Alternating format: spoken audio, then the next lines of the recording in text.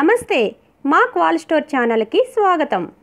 ఈరోజు మనం ఘోషయాత్ర గురించి తెలుసుకుందాం. పాండవుల పట్ల దుర్యోధనుడికి అసూయ ద్వేషం అంతులేనివి. పాండవుల రాజ్యం మోసంతో అపహరించిన వారు అరణ్యాల్లో అష్టకష్టాలు పడుతున్నా దుర్యోధనుడికి కసి తీరలేదు. రహస్యంగా చారులను పంపి పాండవులు ఎక్కడ ఉంటున్నది, ఏమేమి చేస్తున్నది ఎప్పటికప్పుడు వివరంగా తెలుసుకుంటూనే ఉన్నాడు. అడవుల్లోనైనా పాండవులు సుఖంగా బతకడం అతడికి ఇష్టం లేదు. వారు అందరి అభిమానానికి పాత్రులవుతున్నారని, బలవంతులైన రాజుల ప్రాపకం సంపాదించుకుంటున్నారని, దివ్యాస్త్రాలు పొందుతున్నారని దుర్యోధనుడు తెలుసుకుని వారి పట్ల ద్వేషం, మాత్సర్యం ఇంకా పెంచుకున్నాడు. భీష్ముడు, ద్రోణుడు, కృపాచార్యుడు, విదురుడు, సంజయుడు మున్నగు వారు ఎంత హితబోధ చేసినా దుర్యోధనుడు పెడచెవిన పెట్టాడు. ధృతరాష్ట్రుడు సైతం కొడుకును అదుపులో పెట్టుకోలేకపోయాడు. ఆయనకు మతిపోయింది. పదే పదే పాండవుల పక్షాన మాట్లాడుతున్నందుకు మహాత్ముడగు విదురుని నిందించాడు. ఆ కారణంగా విదుడు హస్తినాపురం విడిచి అడవుల్లో ఉన్న పాండవుల దగ్గరికి వెళ్ళాడు. అక్కడ వారితోనే కొంతకాలం ఉన్నాడు. అయితే తర్వాత ధృతరాష్ట్రుడు తన తప్పు తెలుసుకుని విచారపడ్డాడు. దూతలను పంపి విదురుణ్ణి మళ్ళా హస్తినాపురానికి రప్పించుకున్నాడు. ఒకసారి మైత్రేయి మహాముని హస్తినాపురం వచ్చాడు. ధృతరాష్ట్రుడికి, ఆయన పుత్రులకి ధర్మ మార్గం బోధించాడు. పాండవుల పట్ల ద్వేషం తగదని హెచ్చరించాడు. అయితే దుర్యోధనుడు ఆ మహర్షి మాటలు వినలేదు. పైగా ఆయన తిరస్కరిస్తూ కించపరిచి మాట్లాడాడు. అప్పుడు మైత్రేయి మహామునికి కోపం వచ్చింది. దుర్యోధన, అహంకారంతో మిడిచిపడకు. ఈ యుద్ధంలో భీమసేనుడు నీ తొడగలు విరగగొట్టి చంపివేసే రోజు వస్తుంది అని భయంకరంగా శపించి వెళ్ళిపోయాడు.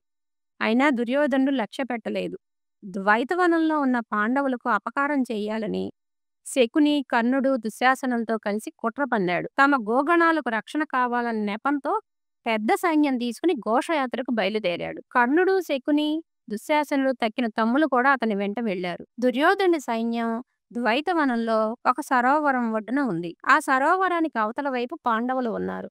ఇక్కడ దుర్యోధనుడు తన బలగానికి పెద్ద పెద్ద విడుదలు ఏర్పాటు చేయడానికి ప్రయత్నించాడు. అయితే ఆ సరోవరం వద్ద చిత్రసేనుడనే గంధర్వరాజు తన విలాసినులతో విహారార్థం అప్పటికే వచ్చి అక్కడ విడిది చేసి ఉండటం వల్ల గంధర్వరాజు భటులు దుర్యోధనుడి ప్రయత్నాలను అడ్డగించారు. మదాంధుడైన దుర్యోధనుడు గంధర్వుల మాటలు వినక వారితో యుద్ధానికి తలపడ్డాడు. తన పరిజనులను అవమానిస్తున్నందుకు గంధర్వరాజైన చిత్రసేనుడు కోపించి తన సైన్యంతో దుర్యోధనుడిని ఎదుర్కొన్నాడు. అప్పుడు కౌరవులకు చిత్రసేనుడికి పెద్ద యుద్ధం జరిగింది.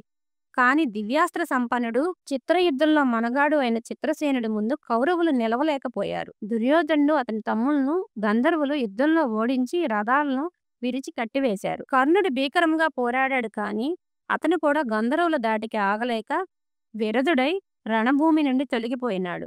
శకుని పాలాయనం చిత్తగించాడు. దుర్యోధనాదులను గంధర్వుల రథాలకు కట్టి తీసుకుపోతున్నారని కౌరవ సేనలోని కొందరు ధర్మరాజు వద్దకు వచ్చి మొరపెట్టుకున్నారు. కౌరవులు తమకు తీరని అన్యాయం చేసిన ధర్మమూర్తి అయిన ధర్మరాజు అది మనసులో పెట్టుకోక దుర్యోధనుడిని విడిపించమని తన తమ్ములకి చెప్పాడు. వెంటనే భీమార్జున, నకుల సహదేవులు వచ్చి చిత్రసేనుని ఎదుర్కొన్నారు. పాండవుల పరాక్రమం ముందు గంధర్వులు నిలవలేకపోయారు. పైగా చిత్రసేనుడు అర్జునుడికి ప్రాణ స్నేహితుడు. అతనిని, అర్జునుడిని దుర్యోధనాదులు అహంకారంతో ప్రవర్తించారని, అందుకు వారిని బంధించవలసి వచ్చిందని చెప్పాడు. తర్వాత చిత్రసేనుడు పాండవులను వెంట పెట్టుకుని బందీలుగా ఉన్న దుర్యోధనాదులతో ధర్మరాజు వద్దకు వెళ్ళాడు.